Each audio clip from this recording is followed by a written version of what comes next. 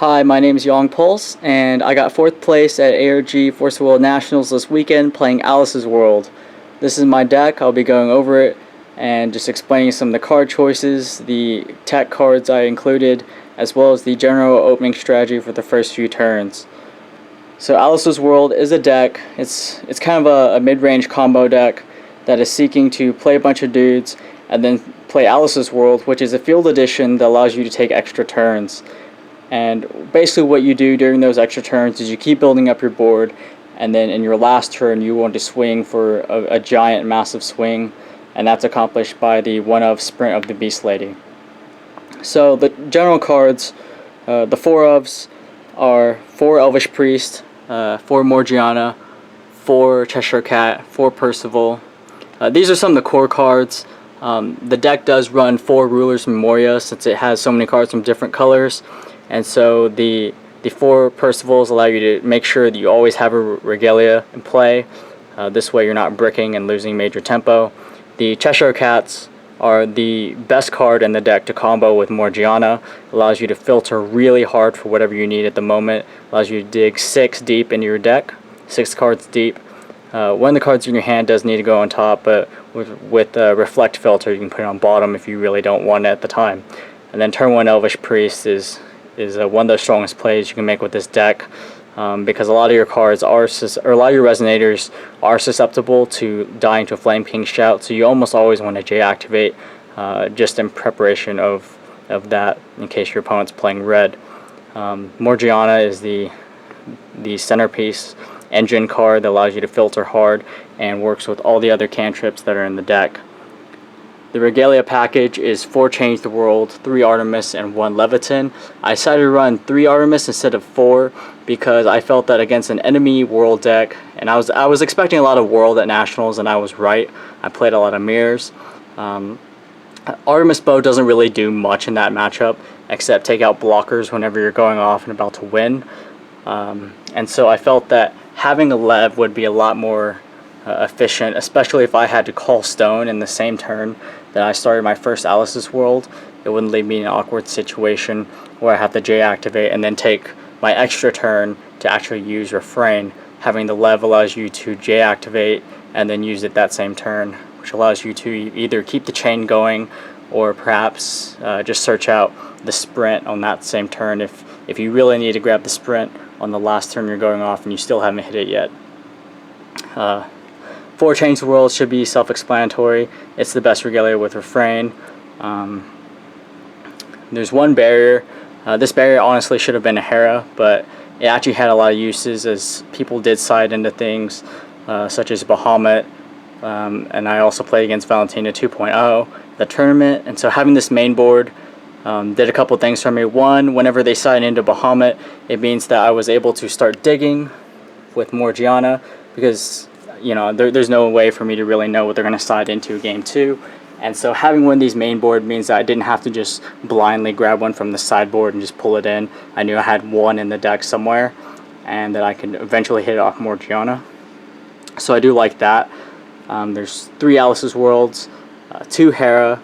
Hera is one of the strongest cards, especially because Reflect was so rampant. Hera taking out Change the World, and because there are a lot of Rulers Memoria decks, the Hera was really good at forcing people to either dig for another Regalia or keeping them off Change the World, which, if you know anything about Reflect mirrors, oftentimes the Reflect with the more Change the World is the one that's most likely going to win, and so Hera is really strong in the format right now.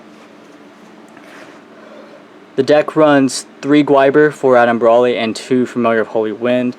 The 3 Gwyber is simply because turn 2 Gwyber is really a powerful play in this format right now, and something this deck can easily do because it runs so many 1-drops. And assuming you go turn 1 Elvish Priest, it is very easy to simply just drop Gwyber on turn 2, which is so fast, assuming you're on the play, that they can't Susan you until after they've either taken a couple hits or they J-activated and missed a few stones. The 4 Adam Brawley is mostly because sometimes you have this weird case where you have like 2 Cheshire Cats in play, and like I said with Alice's World, each resonator will reduce the cost of Alice's World, but if you have two of the same kind, they don't actually reduce its cost. So if you have two Cheshire Cats in play, you have two Fairy Tales in play, and Alice's World only counts different kinds that you have in play. So if you have two, then they don't reduce the cost of Alice's World. Also, because Cheshire Cats don't really do anything after they enter and do their draw ability, unless you are planning to go off with Sprint, and so they're just kind of there, and they don't really help you much after they've drawn you cards. And so Adam Brawley allows you to basically recycle these back in your deck, gives you a 6/8, and if you have a Morgiana in play, allows you to filter for additional card. Adam Brawley is also a great blocker against Lancelot, against the aggro decks. Adam Brawley is just one of your beatdown cards. I mean, 6/8 is a decent threat, especially when it can come down as early as turn 2. That's basically the reason Adam Brawley is in there, just as a mid-range kind of threat, and also to filter out your resonator types on board. And the familiars, you don't really use the deal 300 damage much, if ever. They're just additional draw cards that work well with Morgiana, and they're different resonator types. As for the stones, I ran 2 Magic Stone of Gusting Skies, 2 Deepwood, 4 Ruler's Memoria, and 2 Moonshade. And the reason for the 2 Moonshade is because I didn't want to have a situation where I flip over 3 Deepwoods in my first 3 stone calls, and then not have any white to play any Gwyber or Percival, or have that awkward situation. Ultimately, the result of running 2 Moonshade is that there will be some number of games where you flip over 2 early on in your first 2 stone calls, and you start taking a lot of life or a lot of damage just off of these stones, off the Moonshade. And that has happened quite a few times, but I think depending on how well you play the matchup, you can still play through it, even against aggro. So, opening sort of strategy, cards you want to mulligan for are the Elvish Priest, Morgiana, and then 1 Regalia, simply so you don't brick on your first stone call if you do hit a Ruler's Memoria. Generally, your best turn 1 play is an Elvish Priest, followed by a turn 2 Morgiana and a Cheshire Cat, allowing you to dig 6 cards deep.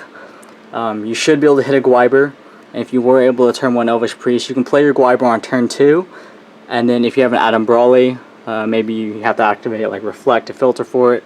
You can incarnate your Elvish Priest and your Cheshire Cat for the Adam Brawley, and play a second Gwyber on turn 2, producing white off of the Elvish Priest incarnation.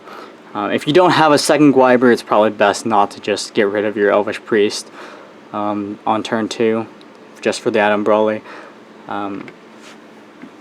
Just having a 6/8 power on board is not worth losing your Elvish Priest, because mana ramp is so important.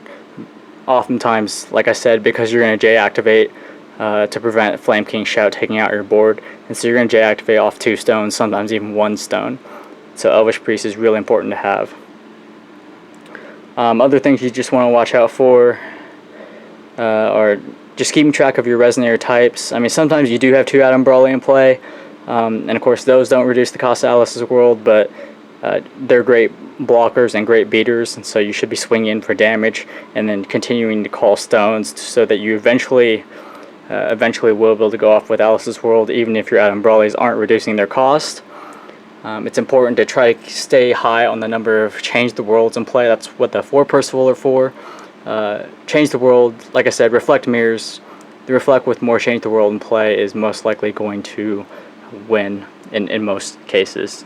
And that's generally how you play the deck. That's the general strategy behind it. The sideboard, I think the sideboard is less relevant now because the tournament's over, and that you need to really adapt for either your local meta or whatever people are prepping for the next tournament. The one of Artemis Bow, I brought that in against aggro. I often dropped the Lev because Lev was less relevant against a deck where everything has swiftness. My strategy against aggro is less going off on Alice's World and more beating down with Gwybers and Adam Brawley, although there were a non-zero number of games where I did go off with Alice's World to seal the win. The one on Barrier and the side, it comes in if they side into like Bahamut, or if they're playing Valentina 2.0. One Hera, often brought in against enemy reflect decks because you really want to blow up, change the world. Foresight in the future. Now these come in on the draw against world, because if your opponent's also playing this plan of I'm just going to play dudes and then try to go off and take a bunch of extra turns with Alice's World, Sign the Future will actually win you that race, because they're always going to have more resonators than you are because you're a turn behind, and so you can sign their guys and then just try to go off first with Alice's World. Death Sights. There's 3 Death Sights and 3 Horns. Now these were a direct swap with Artemis bows.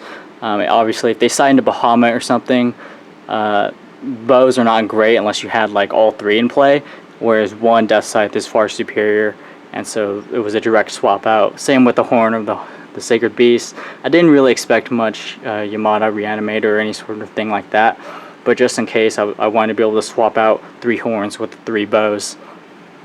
And then last 2 are Blessed Holy Wolves.